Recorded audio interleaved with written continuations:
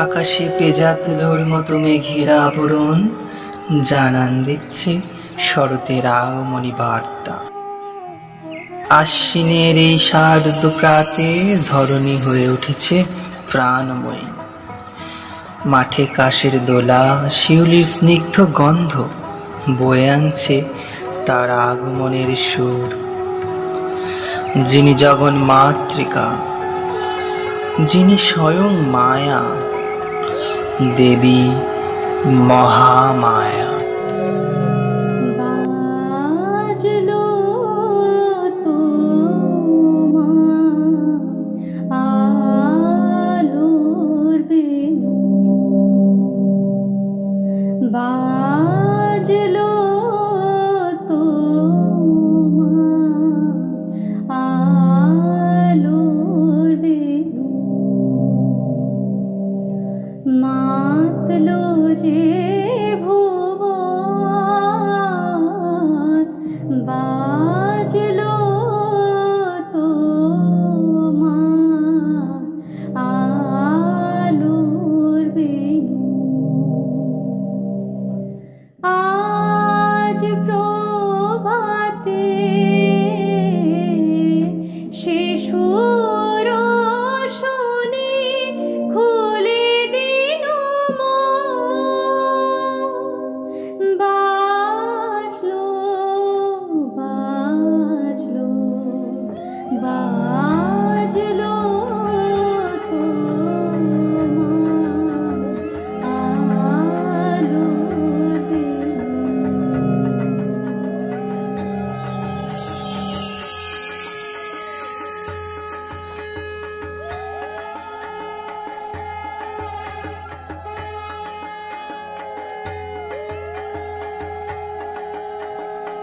শারদীয় দুর্গোৎসবের সঙ্গে অঙ্গাঙ্গিভাবে জড়িয়ে আছে নবপত্রিকা। নবপত্রিকা হলো 9টি ভিন্ন উদ্ভিদের সমষ্টি। একটি সপত্র কলা গাছের সাথে কচু, জয়ন্তী, হলুদ, মানকচু, ডালিম, অশোক, ধান ও বেল উদ্ভিদকে সংযুক্ত করে সাদা ও লাল পেড়ে শাড়ি পরিয়ে এক নারী মূর্তি রূপে কল্পনা করা হয়। নবপত্রিকার এই 9টি গাছে অধিষ্ঠান করেন মা দুর্গার 9 রূপ। তাই তাদের একত্রে বলা হয় নবপত্রিকা বাসিন্যই নবদুর্গা। দেবী পক্ষের এই পুণ্য লগ্নে আমাদের চ্যানেলের বিশেষ নিবেদন, নবপত্রিকায় মা দুর্গার 9 রূপের বর্ণনা।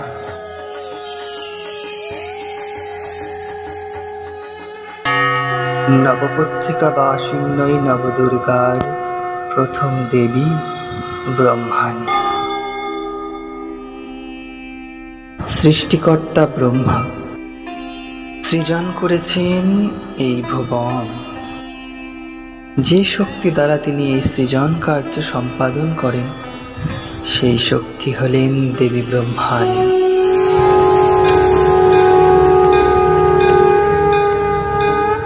सर्वमंगल मंगल्ये शिवे सर्वार्थ साधिके शरण्ये त्र्यंबके गौरी नारायणी नमस्तुते। हंसयुक्त विमानस्ते ब्रह्माणि रूपधारिणि कोशान्तक्षरी के देवी नारायणी नमस्तुते।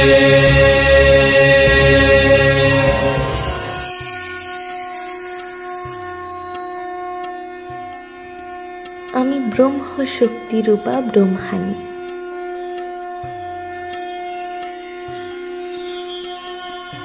যে শক্তির সাহায্যে ব্রহ্মা সৃষ্টিকার্য সম্পাদন করে সেই শক্তি আমি।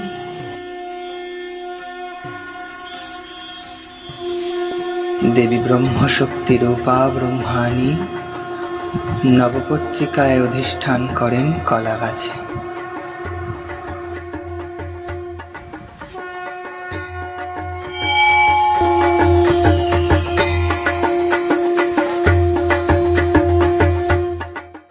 নবপত্রিকা বাসিন্যই নবদুর্গার দ্বিতীয় দেবী কালিকা। যখন ছিল না জগতের অস্তিত্ব, সবকিছু ছিল শূন্যতার গর্ভে বিলীন। তখন সেই শূন্যতাকে একত্রিত করে জাগ্রত হলেন দেবী।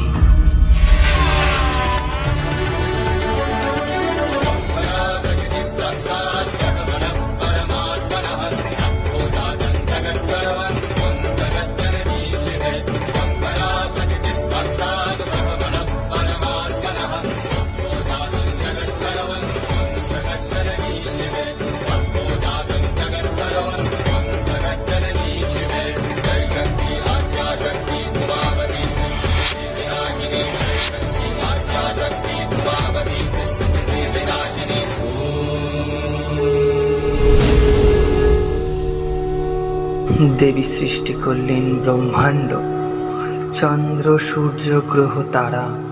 জন্ম হলো বিশ্ব ব্রহ্মাণ্ডের।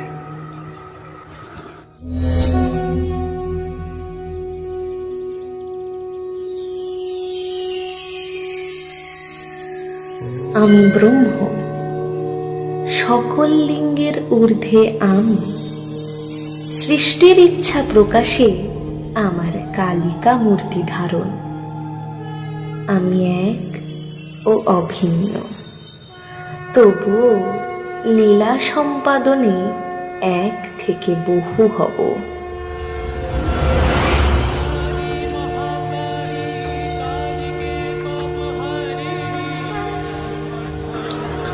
দেবী কালিকা ত্রিধা বিভক্ত হয়ে সৃজন করলেন ব্রহ্মা, বিষ্ণু, মহেশ্বরের। হলেন ত্রিদেব জননী। ব্রহ্মাণ্ড জননী দেবী কালিকা নবপত্রিকায় অধিষ্ঠান করেন কচুতে।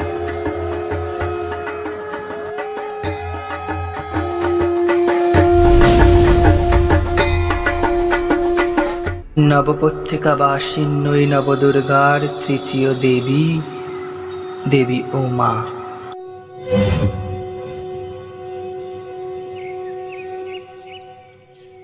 আমি দেবী উমা।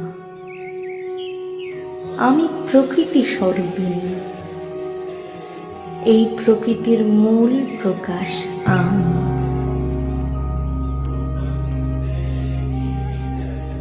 তাই মাতৃস্নেহে এই প্রকৃতিকে আগলে রেখেছি।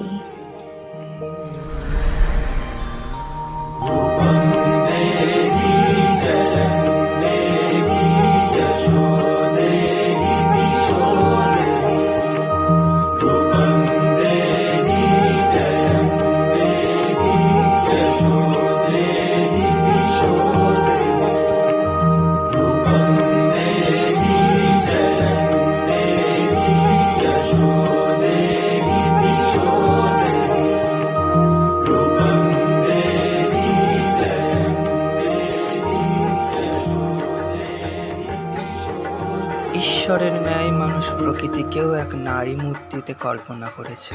দেবী উমা হলেন প্রকৃতির সেই সাকার স্বরূপ। নবপত্রিকায় হরিদ্রায় অধিষ্ঠান করেন এই দেবী।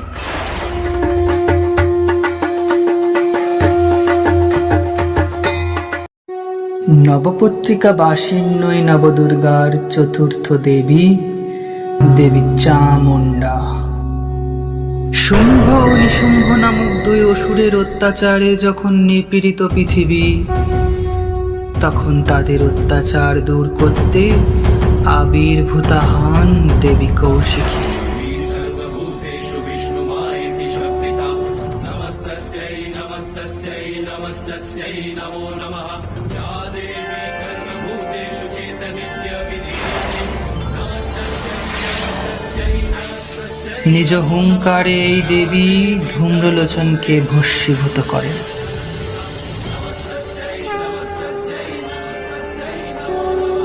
ধূম্রলোচনের মৃত্যুর প্রতিশোধ নিতে শুম্ভ নিশুম্ভ তার দুই সেনাপতি চণ্ডমুণ্ডকে প্রেরণ করে। তখন প্রচণ্ডা দেবী কৌশিকীর ভ্রুকুটি থেকে জন্ম নেয় দেবী চামুণ্ডা।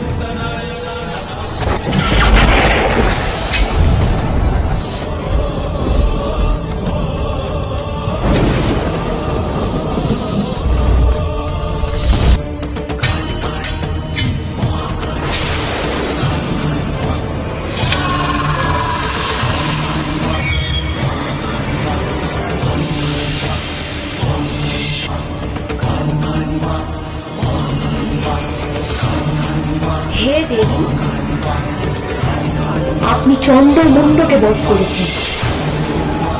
আজ থেকে আপনি চামুণ্ডা নামে পরিচিত।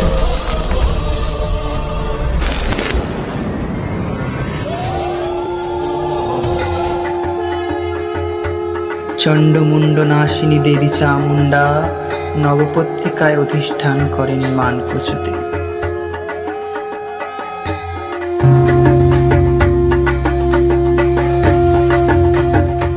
নবপত্রিকা বাসিন্নই নবদুর্গার পঞ্চম দেবী দেবী কার্তিকী। চণ্ডমুণ্ড নিহত হলে শুম্ভ নিশুম্ভ তার প্রবল সৈন্যদল নিয়ে দেবীকে আক্রমণ করে। তখন দেবীকে সহায়তা করতে জাগ্রত হন সপ্তমাতৃকা। সেই মাতৃকাদের অন্যতম হলেন দেবী কার্তিকী। ময়ূরা কুক্কুটাবৃতে মহাশক্তি ধরে নঘে কৌমারী রূপ সংস্থানে নারায়ণী নমস্তুতে। কৌমারী রূপ সংস্থানে নারায়ণী নমস্তুতে। ওরে কলক বংশীয় দানব, আমি দেবী কার্তিকী। তোদের বিনাশ করে আমি এই পৃথিবীকে পাপ মুক্ত করব।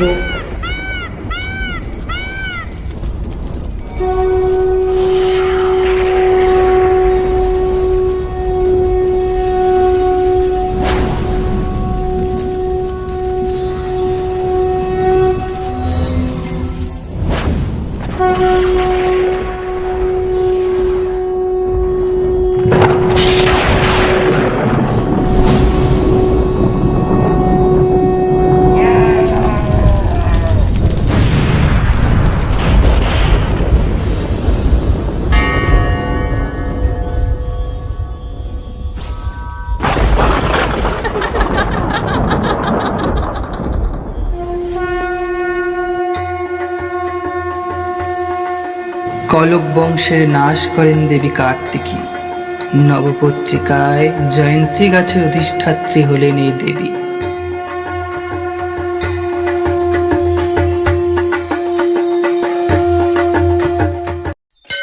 নবপত্রিকা বাসিন্নই নবদুর্গার ষষ্ঠম দেবী দেবী লক্ষ্মী। মুনি দুর্বাসার অভিশাপে শ্রীহীন হয় স্বর্গরাজ্য।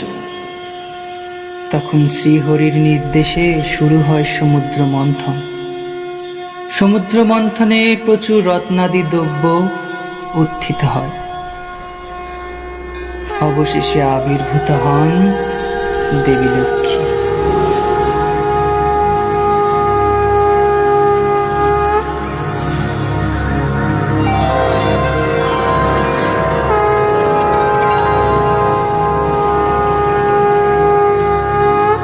नमस्ते हस्तु महामाये श्रीपीठे सूरपूजिते शंखचक्र गदा हस्ते महालक्ष्मी नमस्तुते। सिद्धि बुद्धि प्रदे देवी भुक्ति मुक्ति प्रदायिनी मंत्रमूर्ते सदा देवी महालक्ष्मी नमस्तुते। पद्मासन स्थिते देवी परब्रह्म स्वरूपिणी परमेशी जगन्मातर महालक्ष्मी नमस्तुते। परमेशी जगन्मातर महालक्ष्मी नमस्तुते। হে দেবগণ, আপনারা শান্ত হন। আমি দেবী লক্ষ্মী, আমি স্বর্গের শ্রী ফিরিয়ে আনব।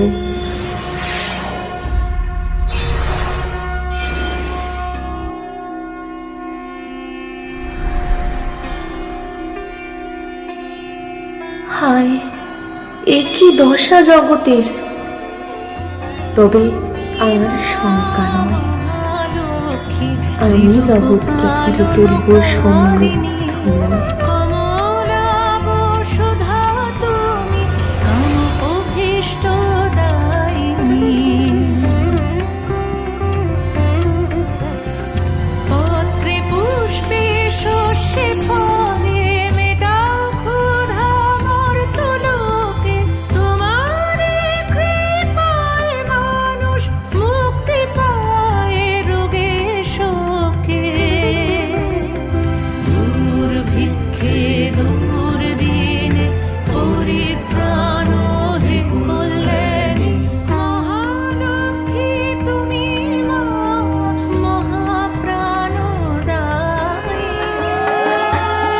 শ্রীহীন এই ধরিত্রীকে সমৃদ্ধময় করে তোলেন দেবী লক্ষ্মী। নবপত্রিকায় ধান গাছের অধিষ্ঠাত্রী হলেন এই দেবী।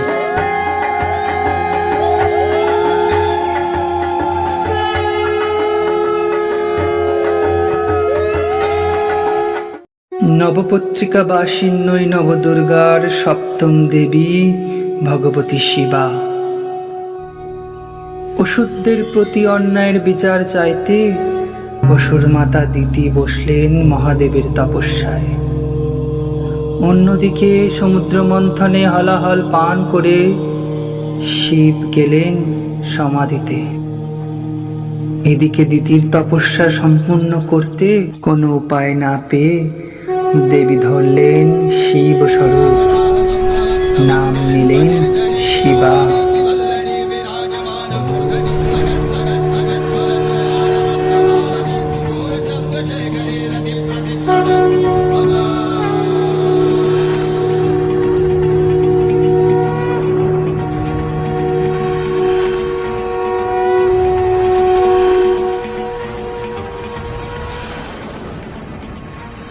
দেবী শিবা রূপে আবির্ভূত হলেন দিতির সম্মুখে।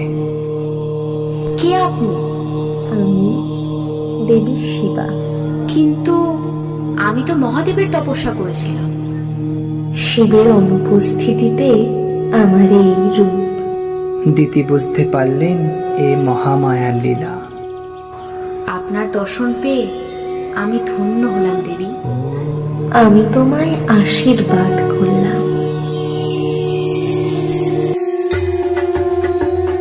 দেবী ভগবতী শিবা সম্পূর্ণ করেন দিতির তপস্যা।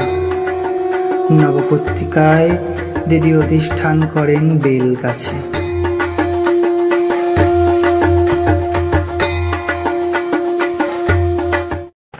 নবপত্রিকা বাসিন্নই নবদুর্গার অষ্টম দেবী দেবী রক্তদন্তিকা। বৈপচিত্য দানবদের অত্যাচারে পৃথিবী তখন বিপন্ন। তাদের অত্যাচার রোধ করতে দেবী নিলেন এক ভয়ঙ্করী রূপ।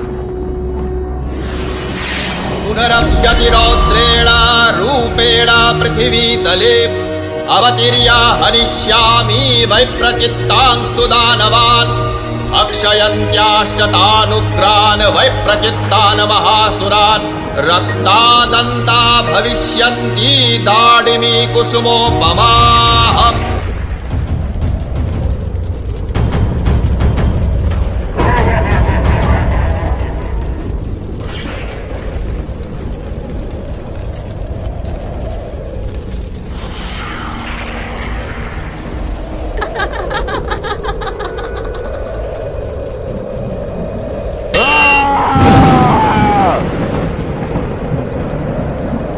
দেবী ক্ষণে ক্ষণে অসুরদের ধ্বংস করতে লাগলেন।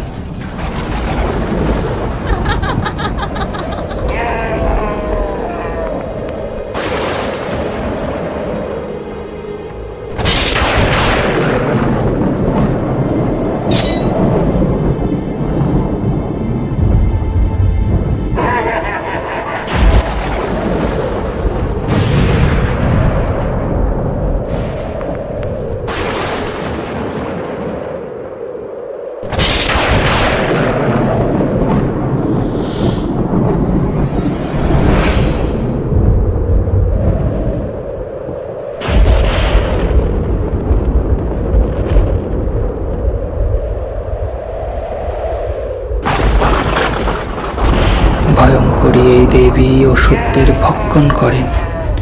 তাদের ভক্ষণ করায় তার দন্ত রক্তবর্ণ ধারণ করে। দেবী রক্তদন্তিকা নামে প্রসিদ্ধা হন। নবপত্রিকায় দেবী রক্তদন্তিকা ডালিম গাছে অধিষ্ঠান করে।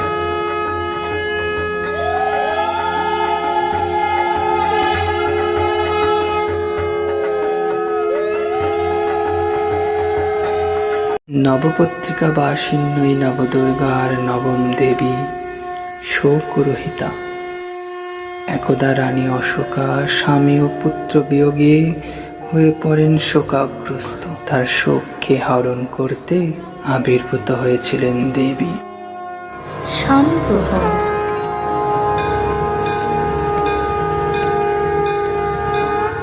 सर्वमंगल मंगल्ये शिव सर्वार्थ साधिके शरण्ये त्र्यंबके गौरी नारायणे नमस्तुते शरणागत दीनाथ परित्राण परायणे सर्वशक्ति हरे देवी नारायणे नमस्तुते।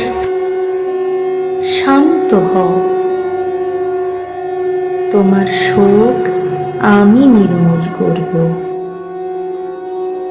এই জগতে যখনই কোনো জীব শোকাগ্রস্ত হয়ে পড়বে, আমি আবির্ভূত হব শোকরহিতা রূপে। আমি দেবী শোকরহিতা।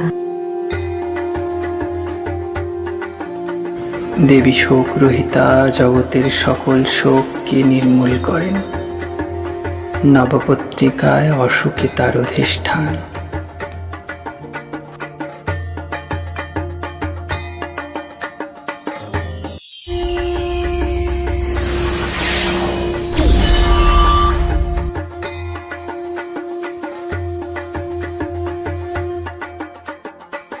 আমি এই 9 রূপে নবপত্রিকায় নিবাস করি। মহাসপ্তমীর পুণ্যলগ্নে এই 9 রূপের পূজা হয়। আমি বারবার আবির্ভূত হয়েছি সৃষ্টির পালনে ও দুষ্টের দমনে। পুনরায় আবির্ভূত হব মহিষাসুরনি ধনে। দেবী মহিষাসুর মর্দিনী, যে শক্তির আরাধনায় নবপত্রিকার জাগরণ।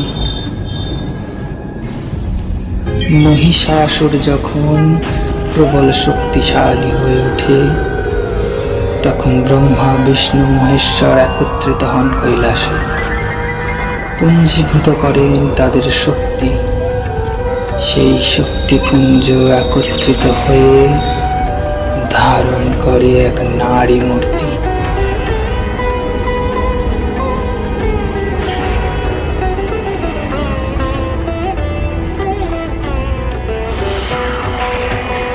হে দেবগণ, শঙ্কা মুক্ত হন।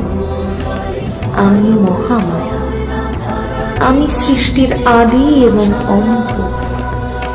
জগতের সর্বত্র আমি বিরাজ করি। আপনাদের অন্তর্নিহিত শক্তির প্রকাশ আমি। তাই মহিষমর্দনে সকল দেবের শক্তিপুঞ্জ থেকে আবির্ভূত হয়েছি মহিষাসুর মর্দিনী দুর্গা রূপে।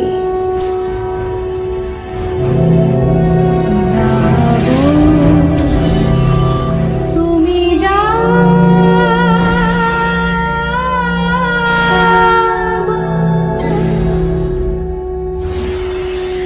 দেবী 10 প্রহরণ ধারণ করে হয়ে ওঠেন 10 প্রহরণ ধারিণী।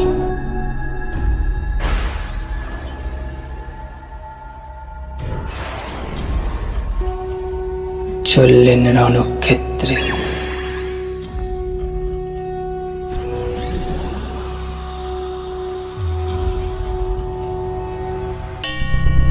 পদার্পণ করলেন দেবী যুদ্ধক্ষেত্রে। মহিষাসুর দেখলেন এক রণং দেহী মূর্তি। মনে মনে জিজ্ঞাসিলেন,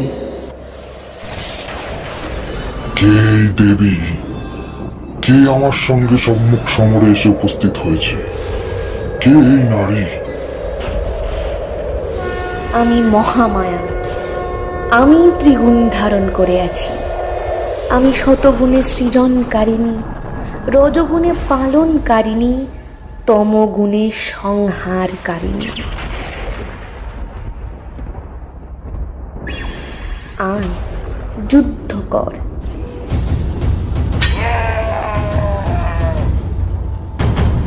শুরু হলো ভয়ঙ্কর যুদ্ধ।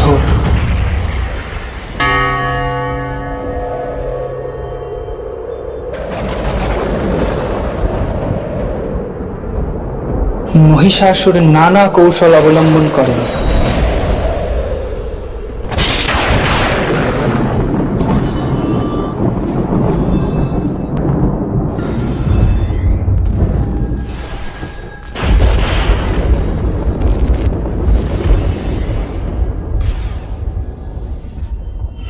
একে একে দেবী করেন তাকে প্রতিহত।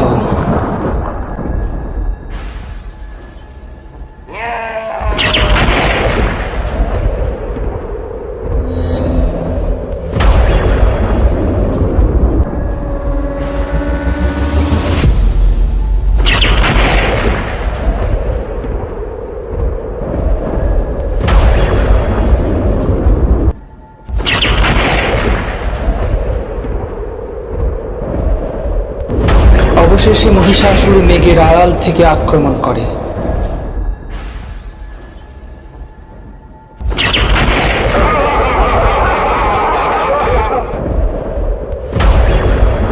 মেঘের আড়াল থেকে সে তীক্ষ্ণ বাণ নিক্ষেপ করেন দেবীর দিকে।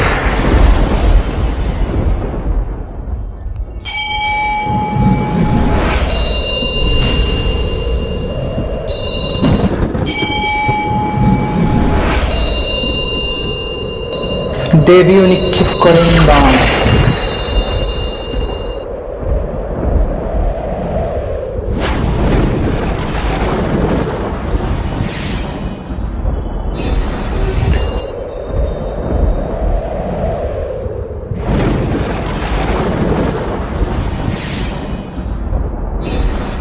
অবশেষে নাগবাণে বদ্ধ হয়ে মহিষাসুর লুটিয়ে পড়েন।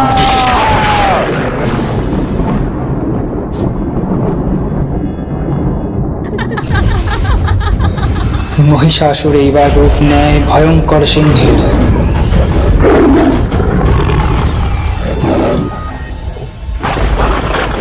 দেবীর সিংহ প্রবল গর্জন করতে থাকে। দেবীর সিংহের সাথে মহিষাসুরের প্রবল সংগ্রাম হয় আরো।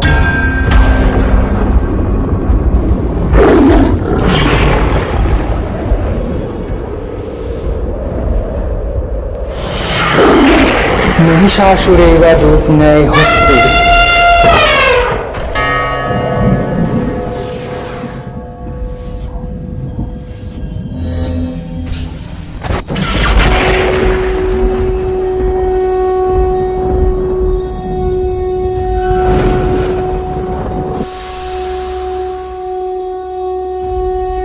দেবী চক্র দ্বারা করলেন হস্তির মস্তক ছিন্ন।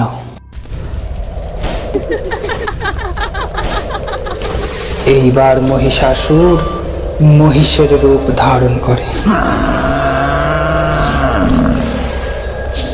দেবীও ধরলেন এক প্রকাণ্ড স্বরূপ।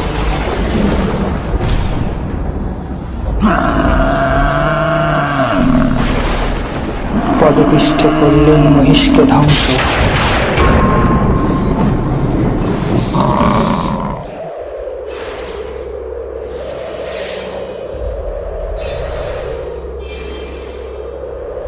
দেবীর কাছে ব্যর্থ হয়ে মহিষাসুর প্রবল গর্জন করতে থাকে।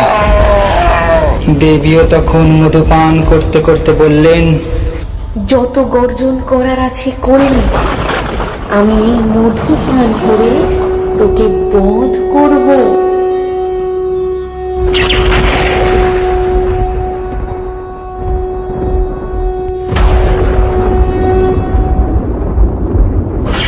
যুদ্ধের অন্তিম লগ্নে দেবী ও মহিষাসুর সম্মুখ সমরে উপস্থিত হন।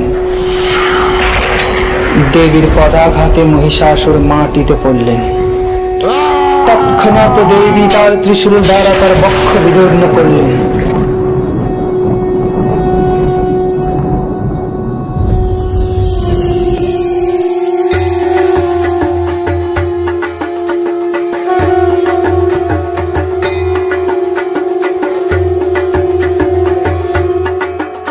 দেবী হলেন মহিষাসুর মর্দিনী।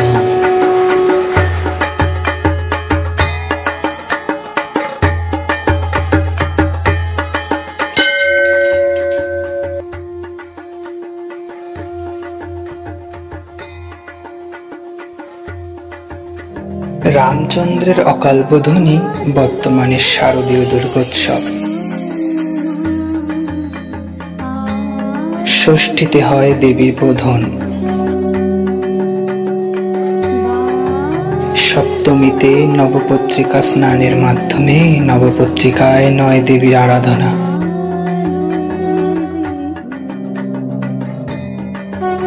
অষ্টমীতে দেবীর পুষ্পাঞ্জলি। অষ্টমী ও নবমীর সন্ধিক্ষণে সন্ধি পূজায় দেবী ধারণ করেন উগ্র চামুণ্ডা রূপ।